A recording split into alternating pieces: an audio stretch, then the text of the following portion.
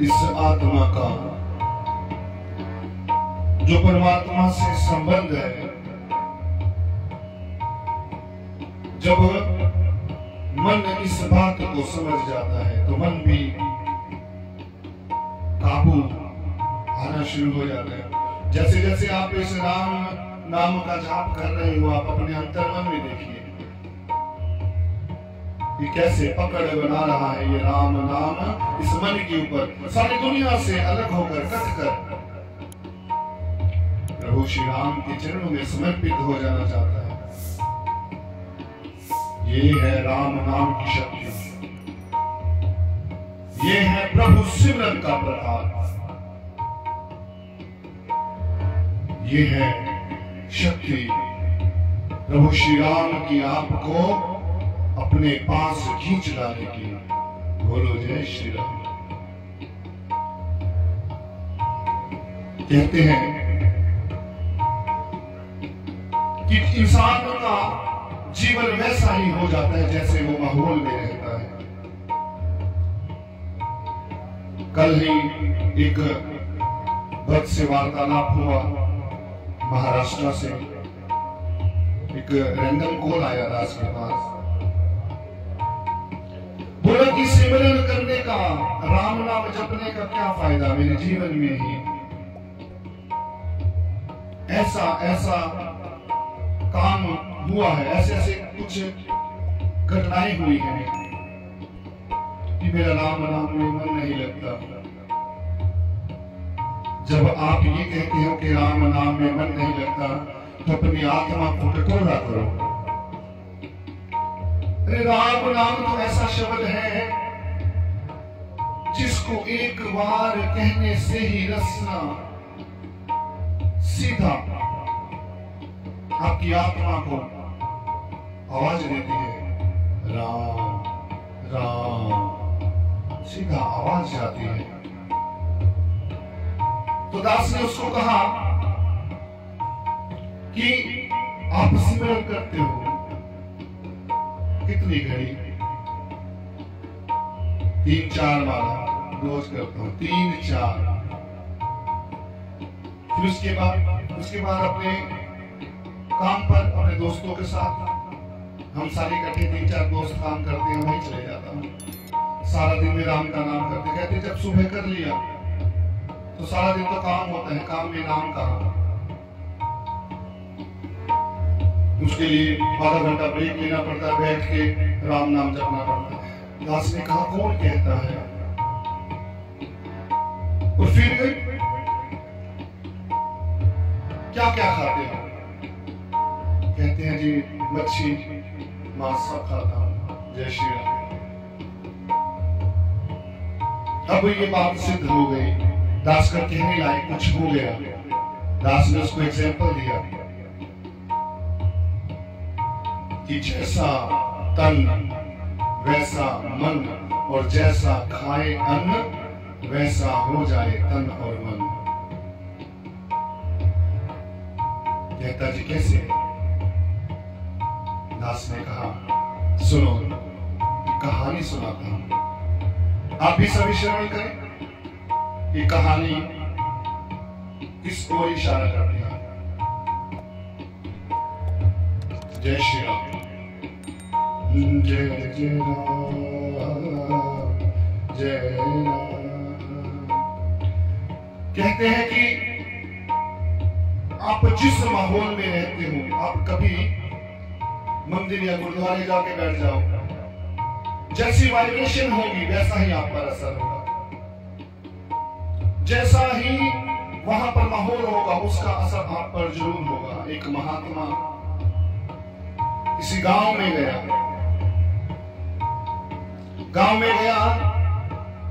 और जाकर बैठ गया समाधि पर। अब ये घटना सुनने वाली है, जरा ध्यान से सुनो। तो शाम हुई, अब उसे महसूस हुआ कि मुझे रात को सोने के लिए, ठंड है, रात को सोने के लिए मुझे कुछ आश्रय मिल जाए। तो वो गांव के कुछ लोगों के पास गया कि मुझे आश्रय चाहिए।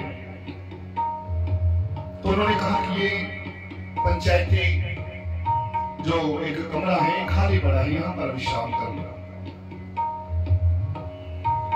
अब साथ संगत ने वो वहां पर रात को लेकर गया। लेटने के बाद मन विचलित होने लगा, मन एकदम से अशांत होने लगा। एकदम से ख्याल आया कि जुआ खेलने जाना है। कमरे से बाहर आया, ढूंढने लगा कि यहाँ पे जुआ कहां पर खेल रहे हैं, कोई लोग हैं कि कोई जुआ खेल ले मेरे साथ। बार बार ख्याल आने लगा। अब मन में ख्याल आ रहा है तो इस भाव से वहां से निकला और फिर मन में एकदम से श्री राम का ख्याल आया। उसका मन पलट गया, कहते ये क्या तू कर रहा है, ये तुझे क्या हो गया? जिसने आज तक राम राम का जाप किया है वो आज जुआ खेलने की बात कर रहा है। अंदर फिर उस कमरे में चला गया। उस कमरे में गया और फिर दोबारा से वही ख्याल कि कोई मुझे जुआ खेलने के लिए मिल जाए, मुझे जुआ खेलना है। अब साधु महात्मा कोई जुआ खेले कैसा लगेगा? बाहर आ गया, सारी रात बाहर गुजारी। सुबह गांव के लोग आए कोई चाय पानी पिलाने के लिए। बोलता पहले एक बार बताओ, जिस कमरे में तुमने मुझे ठहराया था ये क्या? कहते यहाँ पहले गांव के लोग इकट्ठे होकर जुआ खेला करते थे, सारा दिन जुआ चलता था इसके। महात्मा को समझने में देर नहीं लगी कि मेरे पर इस माहौल का ही असर हो गया। आपके कानों में जब राम नाम जाता है, आप किसी भी अवस्था में बैठे हो, 5 इंद्रियों में से कानों की जो इंद्रियां हैं, अगर ये राम नाम सुन लेती है तो वो 4 इंद्रियों को भी काबू करने का मादा रखती है। तो राम नाम साधे हनुमाना, ये दास ने कई बार कहा है। ये जो मन है हनुमान जी के समान है। हनुमान जी किसी के काबू नहीं आते, केवल श्री राम के काबू आते हैं। दास ने इसलिए कहा कि जब आप राम राम सुनते हैं कानों से तो ये मन प्रभु शरण में आ जाता है। मन विचलित होने की बजाय प्रभु चरणों में समर्पित होना शुरू हो जाता है। इसीलिए कहते हैं कि जैसा तन वैसा मन। मन जैसा हो जाएगा फिर वैसा ही आप अपने जीवन में कार्य करते हैं। बोलो जय श्री राम। एक और महात्मा, अब देखिए, आप कहते हैं ना कि हमें हमारे भक्ति का फल नहीं प्राप्त होता, कर्मों का फल नहीं मिलता। हमारे कर्म कैसे हैं? ये जो नया वृतांत, जो दास अगला वृतांत आपको बता रहा है, इस वृतांत में आप समझ जाएंगे कि जैसा हमारा रहन सहन है, जैसे जैसे हम अवस्था में रहते हैं वैसी अवस्था का असर हम पर हो जाता है। चलिए एक बार श्री राम नाम फिर से करते हैं। जय राम राम,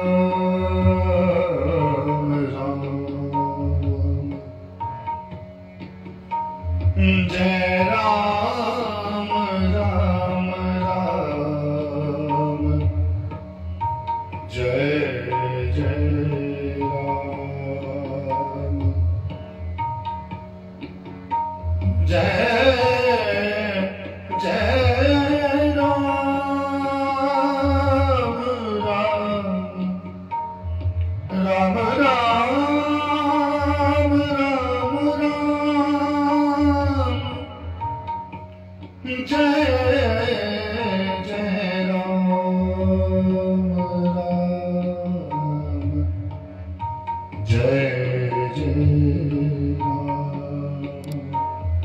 श्री राम राम राम राम,